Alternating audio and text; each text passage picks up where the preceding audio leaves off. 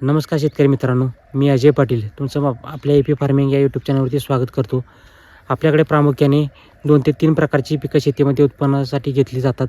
त्यामध्ये प्रामुख्याने भात, त्याच्यानंतर भुईमूग आणि जर जास्त प्रमाणामध्ये पाणी उपलब्ध असेल तर अशा ठिकाणी फक्त ऊस शेती केली जाते जास्त उत्पन्नाच्या आशेने. पण या प्रकारच्या शेतीमध्ये जास्त प्रमाणात मजुरांची संख्या भासते.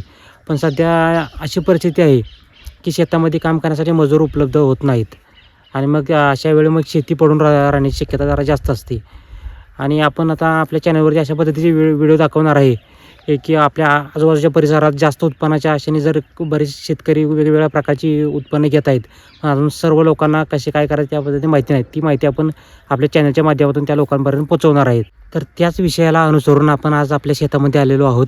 आपण आपल्या शेतामध्ये 1 एकर शेतामध्ये 100 आंब्याची लागवड केलेली आहे. तर त्या ठिकाणी तुम्हाला मी आता आपल्या शेतामध्ये फिरवून दाखवतो कशा पद्धतीने आपण काय केलेलं आहे, काय नियोजन केलेलं आहे ते आपण पुढे बघूया आपल्या व्हिडिओमध्ये. हे जे तुम्हाला समोर शेत दिसतं, याच 1 एकर क्षेत्रामध्ये आपण आंब्याच्या रोपांची लागवड केलेली आहे. त्यामध्ये आपण 2 प्रकारच्या रोपांची लागवड केलेली आहे. त्यामध्ये 50 रोपं हापूस आणि 50 रोपं केशर या 2 प्रकारच्या जातींची आपण लागण केलेली आहे. या रोपांच्या लागवडीसाठी आपण मे महिन्यामध्ये JCBच्या साहाय्याने 2 फूट बाय 2 फूट या साईजचे खड्डे काढले आहे आणि या खड्ड्यामध्ये अंतर जवळपास 15 फूट अंतर आहे. आणि हे खड्डे त्यानंतर आपण जून महिन्यामध्ये माती व शेणखतच्या साहाय्याने पूर्ण मुजवून घेतले खड्डे. त्यानंतर आपण जुलैमध्ये आंब्याच्या खरेदीसाठी दापोली या एका ठिकाणी गेलो. दापोलीवरून आपण या 100 रोपांची खरेदी केली आणि तुम्ही बघू शकता आता आपल्याला झाडांना जवळपास 6 महिने झालेले आहेत पूर्ण. आणि आता अशा प्रकारचा मोहर या झाडांना आलेला आहे. तो मोहर आपण आता काढून टाकणार आहे, तो काय ठेवणार नाही मोहर.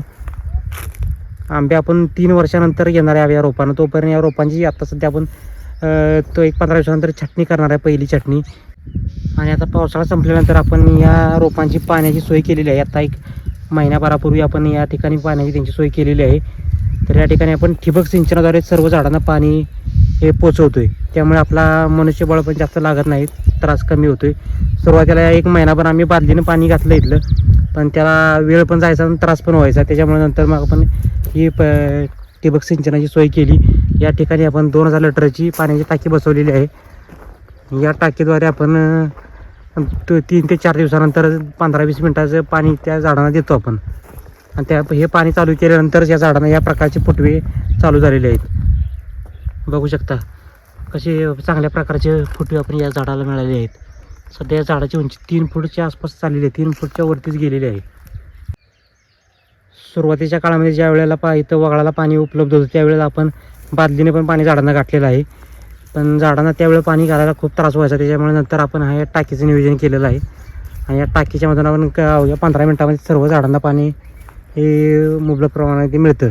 आठवड्यातून आपण 2 ते 3 वेळा पाणी घालतो. 10 मिनटं 15 मिनटं चालू ठेवतो. आणि या ठिकाणी आपण असं एक कनेक्शन केलं आहे की ॲटोमॅटिक त्यांना खत मिळेल. या ठिकाणी एक आपण एक्स्ट्रा पॉईंट काढलेला आहे या पाईपलाईनद्वारे. समोर दिसतो तुम्हाला हा जो जॉईंट आहे, इथं आपण फवारण्याचा पंप जोडतो आणि त्याच्यातून डायरेक्ट सर्व झाडांना खत डायरेक्ट त्यांच्या मुळापर्यंत पोचते. अशी सुविधा आपण या ठिकाणी केलेली आहे. त्यामुळे खत द्यायचं पण जास्त काय त्रास होत नाही आपल्याला. आता सध्या सगळं ॲटोमॅटिक होऊन जाते.